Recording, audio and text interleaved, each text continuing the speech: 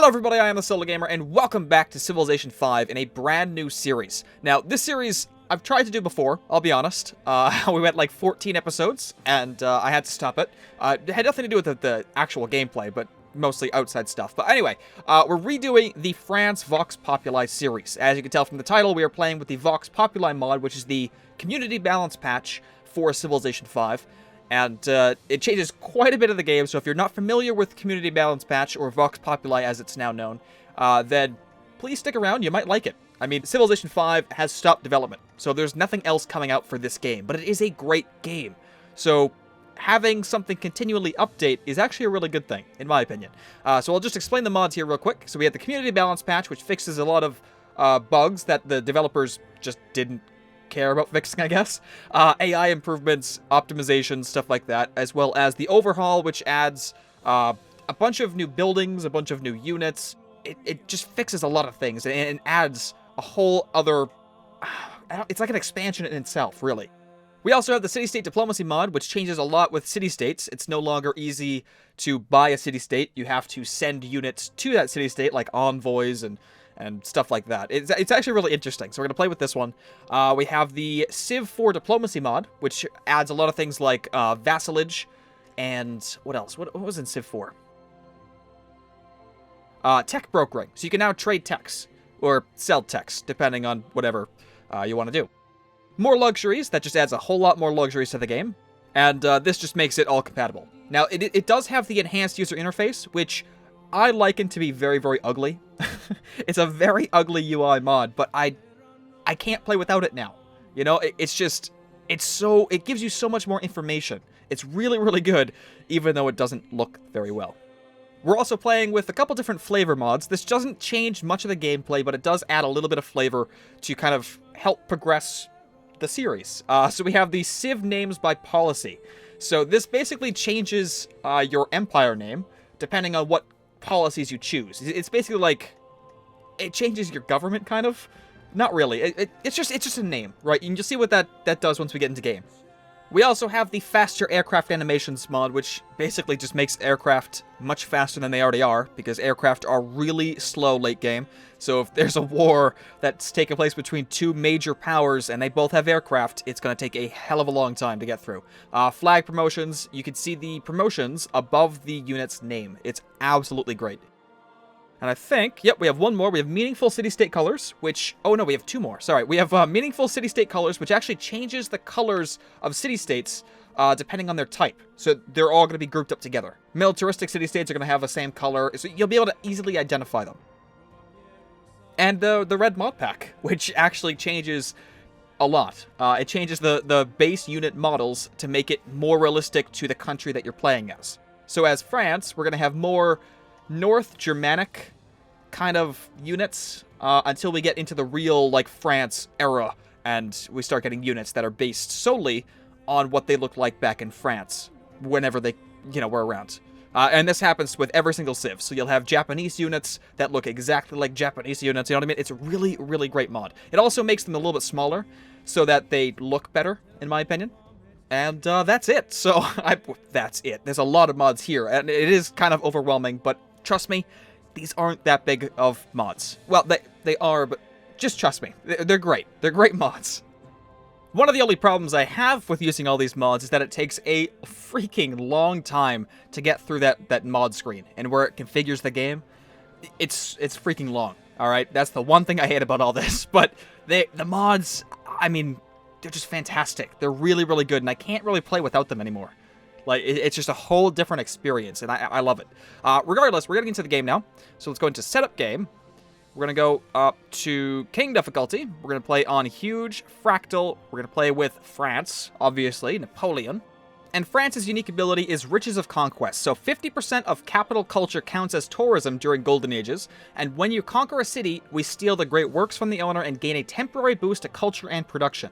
So they're very culture-focused, but you can also go to war as France and still gain a lot of culture. It's really, really nice. So that's pretty much the goal of this series, is to do a culture victory, but we'll also have some war, and it will actually help us out once we do so. We also have the Chateau Unique Improvement, which gives us quite a bit. So culture, gold, food. It also adds defense, and we can upgrade that, as you can see, through the texts and the policies to make that even better.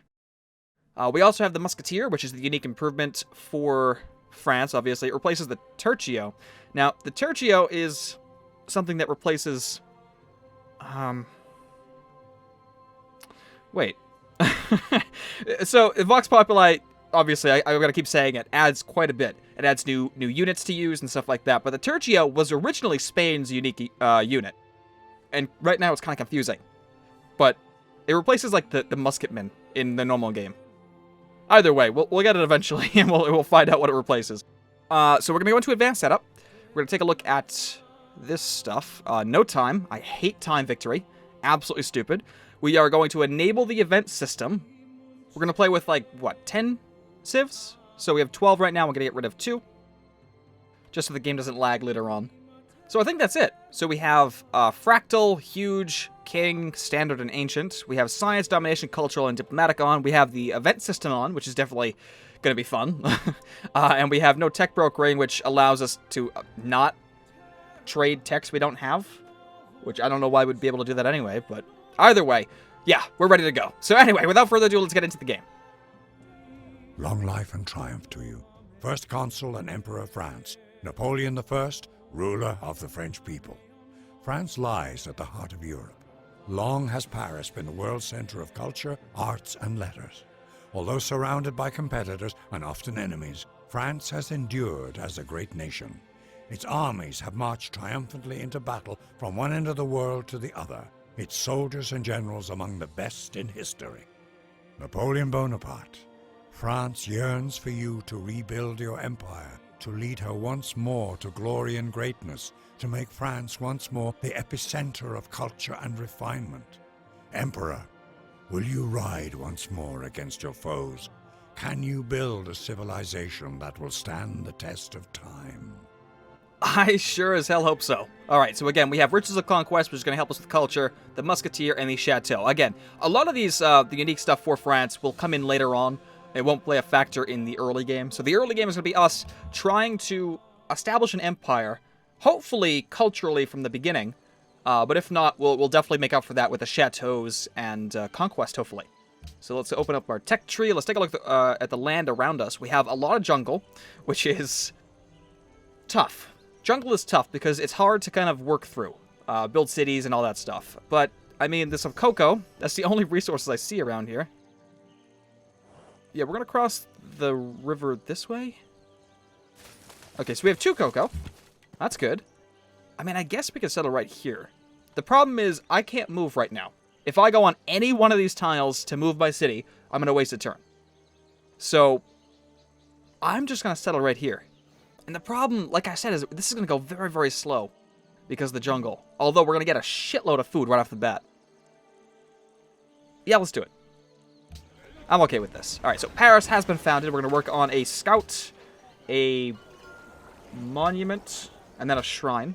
We get a shrine off the bat. That's pretty nice. And all the texts have pretty much changed around as well. Oh yeah, that's right. We have to reveal resources. So, the reason why we don't see a lot of resources on the ground right now is because we have to reveal them. So we have to reveal bananas, which is going to be a very, very abundant resource in the jungle. We could reveal sheep, cattle, stone, pretty much everything. And again, all these texts have changed, and there's a lot of things that we'll get into as we go along here. So if you're not familiar with Vox Populi, you surely will be by the end of the series. Hopefully. But for the first tech, I think I want to work on pottery. The bananas would help, because if there's bananas around us, that's going to give us a hell of a lot more food. But I think I'd rather get pottery first. See if we can get Stonehenge. Stonehenge is the early kind of faith culture building. It also allows granaries. We can really grow ourselves. Yeah, let's get pottery. Pottery first.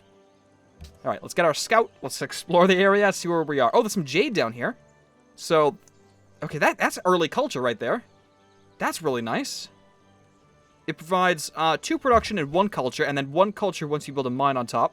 I think that's what it said. Yeah. Oh, that's so nice. Let's run over here. Take a look. There's more cocoa. So one thing I should mention as well is that there's a monopoly bonus on all resources. So if you own a majority of, let's say, cocoa, you get a monopoly bonus of 10% culture in all owned cities. And this is different per resource. So the jade down here is 2 culture from resource tiles. So actually, jade and cocoa are actually perfect for our playthrough right now. And we have quite a bit of cocoa, so we might actually get that one. And that's pretty exciting, because 10% culture in all owned cities, I mean, that's really going to help us. The jade as well, but the jade looks like it might just be a 1 resource kind of deal. That's usually how it goes in Vox Populi. I mean, that's how I've seen it. You know, you get 1 resource that's kind of very rare around you, and then it's hard to monopolize on it. Let's go over here. There's a mountain over there in the middle of the water. But it looks like we found the coast, though, so that's good. So if we settle somewhere over here... I mean, there's just a lot of freaking cocoa. God, this is amazing. It's on an island. I like this region, and I haven't seen much of it. Then again, I just like exploring. I mean, I love this part of the game. Yep, that is definitely the coast. Okay, well, let's keep going up the coast and see what we can do from there. The scout is coming out in 5 turns, and then we'll kind of scout down south here. Before we do anything else, we have 2 citizens now. There's not much... I mean, actually, there's really nothing we could do. It's all going to be the same except for this hill tile. So let's just lock these in place. Oh, what? Oh, okay. Interesting. I'm used to Civ 6 now as well. Yeah, we'll have these tiles soon, which will help us out in 15 turns. It'll give us an extra food and gold, which is pretty good for our early economy, but 15 turns is a long time from now. All right, Paris has grown. Yes, absolutely. 4 turns. Come on. I need another scout. Grab these ruins before other civilizations do. Now, we are on a fractal map, which is like a skinny, snaky continent kind of generation. And what that's going to do is give us a lot of interesting continents. They're not normal to... Oh, crap. All right, well, there's a barbarian. It's not normal to, like, continents. It's much more interesting, in my opinion. I don't really do continents anymore. I do fractal. So anyway, as you can see here, we do have specialized looking units. They right now look like German units, or maybe Francia units. I'm not really sure. I can't really get down there. They have like mohawks, blue mohawks, I think. Or that's a helmet. I'm not really sure. We will go ahead and attack the barbarians because they weaken themselves by attacking us. But as you can see, above our names, or above our icons, you can see the promotions. So you can see what the barbarians actually have as well, and the barbarians get special bonuses, special promotions, I should say, when they spawn. So you might see one that's fast in desert tiles or fast in forest tiles. It's actually really interesting, and I like the differences. Because it makes it harder, and you have to really strategize in taking out an encampment. Where are you going, buddy? Nope. Come on back. Hey! Look at that! He led us to victory. There's some tea up here, which is a 3 production from resource tiles monopoly bonus. That is really nice. Also, it's tea. What more could you ask for besides tea and chocolate? Come on. I mean, that's just perfect. We're gonna go, down south and explore the rest of this coast down over here. There's a mountain range. Hopefully that continues as a natural border. I'm not sure where the other civilizations are, but if they're close, this mountain range will surely help us. Go here and here. Let's grab the first ruin. Even brute beasts and wandering birds do not fall into the same traps or nets twice. Which gives us trapping. That's so freaking perfect. It reveals deer, fish, bison, also allows for camps, and we get archers. Yep. So did we find any? No. Well, we found some fish, so that makes this tile more tantalizing. This little region over here for a city, a coastal city. The other ruin is up here, and hopefully we can get there in time before another civilization kind of snatches that up. Let's go there. This is very interesting. It just keeps coming down here. We have another spot, maybe, down in here for a city. I'm just looking at the rivers right now, because we don't really have a lot of resources explored or researched yet, so we don't know where everything's going to go. That barbarian is still running away, but really I'm just looking at the ruins right now. Okay. Yep, grab that. We got a citizen. Very nice. So we're now up to 3 citizens in Paris. I think we're gonna... Yeah, we're fine. Just lock that in place. There's a desert up here, it looks like. There's just freaking so much cocoa. We're definitely going to get the Monopoly bonus. Shall the clay say to him that fashioneth it, what makest thou? Alright, so we have pottery, which gives us the settler, the granary, and the Stonehenge World Wonder, which I'm going to try to build, but we don't really have a lot to work with. We have 22 turns. That's really not that bad. We just need another policy, and we're good to go. In 12 more turns. Come on, give me a ruin that gives me culture, please. I want Stonehenge really bad. Probably, yeah, the wheel, because I want bananas. Kill this guy. Ah, shit. So, the barbarian sitting in the encampment has double movement on forest and jungle tiles. So if he pursues us, we're definitely going to lose. Hopefully he stays right there and doesn't come out and attack us. Now, the problem with barbarians in this mod is that they actually heal. So you can't just hit up... Shit. Alright, double movement on hill tiles. Let's try to run away. Oh, we can promote as well. Yeah, let's get shock. Which gives us a little bit of health, and let's run away. And we're gonna come down this way, I think. There's some bison. And more fish. I like... What is this? This is very cool. With the little islands off the coast. This would be a nice city. And I only see bison and fish. So... Like I said, though, it doesn't take me much to enjoy an area that was generated. It really doesn't. Because it all looks great to me. And I can imagine cities being here. And that's one of the reasons why I'm so in love with the Civilization franchise. Is because it really gets you in an empire-building mood. And I know that's not possible, you know, in reality, obviously. But it's really nice to escape and do this. That's why I have an attraction to this series. Whoop. Keep coming down this way. I want to just keep coming down the coast, see where we can go from there, and then we'll come back and kind of fill out this bulk area. Heal there. I know you're not really defended, but heal there, then we'll kind of explore the rest of this. The scout is promoted, so we'll give him Trailblazer, which is double movement in jungles and forests, which is perfect because that's all there is up here. Wonderful. Let's go there and keep coming down. Hey, it's Lake Victoria, which gives us 4 food and 2 science when worked, and plus 2 food per era. So by the end of the game, this is going to be a great food tile. But it is kind of a ways down here. We could keep coming down the coast, though. But I think I'd rather stay in the area, grab all the cocoa I can before moving down here, because getting that Monopoly bonus is going to be crucial for us. That is a great early game Monopoly. I keep saying that, but it really is fantastic. Especially considering we're going for a culture victory. I mean, I like to keep my options open when, you know, discussing victories, especially this early on, but we're just falling into place for... Uh-oh. Oh, come on.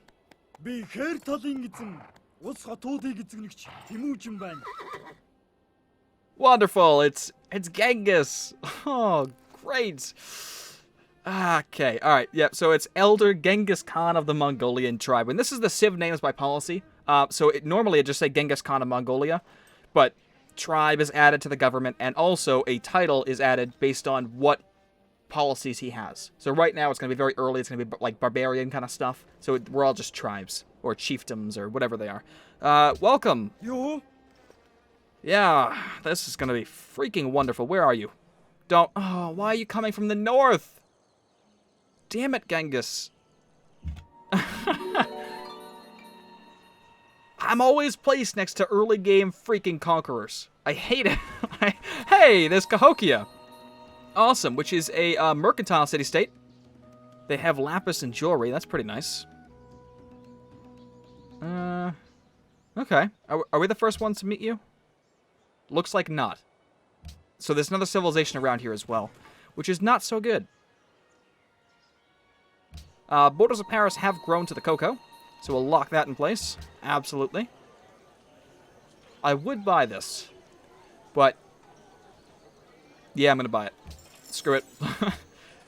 More food. We also have the granary, I think, right? No. Oh, we built the monument. That's right. Okay, so the granary is going to go after the monument. And then I think we're going to build another... Actually, we're going to build a settler. Screw it. We're going to early expand. Aiga ti askia songai. Erga mila aiga adilay. Amma bay kulkandir de kubay zarira. Kula saburiga. Masiteta basi matkaldadi.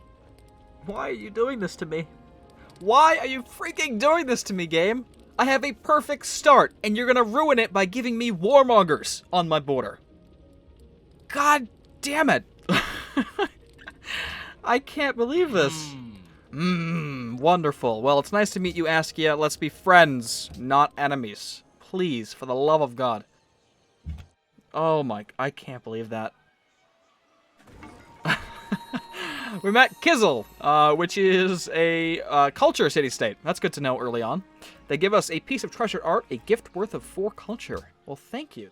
That puts us right over for the policy, actually. Which I think we're going to go into... I don't know. Tradition focuses on generating great people. That's really good. And the construction of an impressive capital. Well, that's kind of us, isn't it? Progress is best for civilizations which desire robust infrastructure and scientific advancement. Now, the problem with this mod is that science is important, obviously. That's just any game. But science is easily done by the AI. I don't know what the hell it is, but they just take off when it comes to science. So, not to mention... Each progress policy unlocked gives us 10 culture when a technology is researched, and that scales with era. So if we get 1, 2, 3, 4, 5, right, that's 50 culture from getting a technology in this era if we finish all of progress, and then that scales. So eventually it might be 300 by the time we're in the modern era. It also unlocks the Parthenon, which, I mean, come on, that's us. God damn it. I want tradition because it gives us a lot of great stuff like the court chapel, culture cost of tiles reduced by 25%. It gives us all these things like these specialists, right? So we can get great people early on with each and every one of these. And the first one's here. Cities earn 10 food and culture when they construct buildings, and bonuses scale with era. Oh my god, I am so torn right now. Both of them will help us. I think I'm going to have to adopt progress. I'm so torn, but I'm going to do this. Oh, God. Yeah, I'm going to have to. Let's just do it. It's done. I can go back and forth if I want to on tradition and progress later on, but I'm going to need, like, organization. That's perfect for an early empire, obviously, because you're going to be building every single building from now until the end of the game. So that's going to add up to... it's going to be fine. Okay, we did find the tundra, so we are at the bottom of the map, it seems. Let's come back out this way, see who discovered Cahokia first. Alright, let's explore. It's another city-state, so we have an abundance of city-states, which is pretty nice. Yeah, there's Shanghai yet again. So we are above Mongolia, it seems, and they are friendly.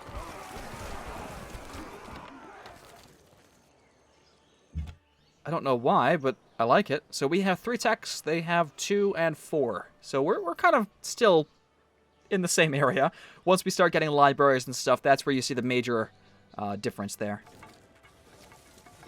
Okay, I would like to explore more out here.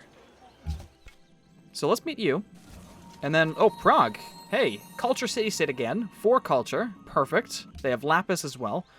Let's come back this way. I want to come out here because I know Shanghai and Mongolia, sorry, are out here, and I want to discover if there's any ruins out here. I want them first because they are mine, obviously. Not to mention we have the kind of like the border of where the other civs are, so let's just kind of come back this way. Okay, keep going. There's another small desert. Pantheon founded, the goddess of springtime, +1 gold, food, and culture from plantations, and 2 faith from markets. Now, I'm not sure exactly... Oh, plantations, of course, right? You have to take that. God damn it. You just taken all the good stuff. Actually, I think there is still one that we can grab for jungles. possibly. I mean, we'll take a look once we can. I mean, right now we're nowhere close. We're not even making a single one. But once the shrine's up, we're going to be making... How much? 2. So that's not bad. And, wow! Holy shit! Stonehenge was built in a faraway land. Wisdom and virtue are like the 2 wheels of a cart. Okay. They must have started that from the get-go. That's really insane, actually, because even if I started it when I saw that I could make it, I wouldn't have made it. Like, it wouldn't have been constructed in time. So, I'm glad I didn't, but geez. The wheel, right, so we have chariot archers, the council, which is like the early science-y kind of building, bananas, and roads. So, we have a lot to work with now. And of course, in the jungle, there's only 1 banana. That doesn't make any sense, okay? There should be an abundance. Well, either way, we have a technology which gives us 10 culture now, so we're going to quickly gain our next policy. Hopefully within the next 5 turns. Another Pantheon was founded. I missed that, though. What was this? Spirit of the Desert. So 2 faith, 2 gold, and 1 food from desert tiles. Damn. That is actually freaking insane. Alright, so we finished the wheel. So where do we want to go? We can go into Brazilwood, or rather Calendar, which we need for cocoa, but it also reveals Brazilwood, which spawns in the jungle, so we might actually get some of those resources as well. Of course, we could come down to animal husbandry and reveal cattle, sheep, and horses. Same with stone and mining. No, I think I like Calendar. That is pretty damn nice. In fact, after Calendar, I think it's time to go into writing. Just push us into the next era. Go through trades. We can start trading with the city-states and maybe even Songhai and Mongolia. That'll be nice. But either way, I think we're going to end it here. We kind of got a lay of the land. We met 2 civilizations already. 2 militaristic civilizations, might I add. Couple city-states. We have a nice little base going in Paris. We see a perfect opportunity for the cocoa. I'm loving this start here. So either way, thank you all for watching, and definitely stay tuned for more.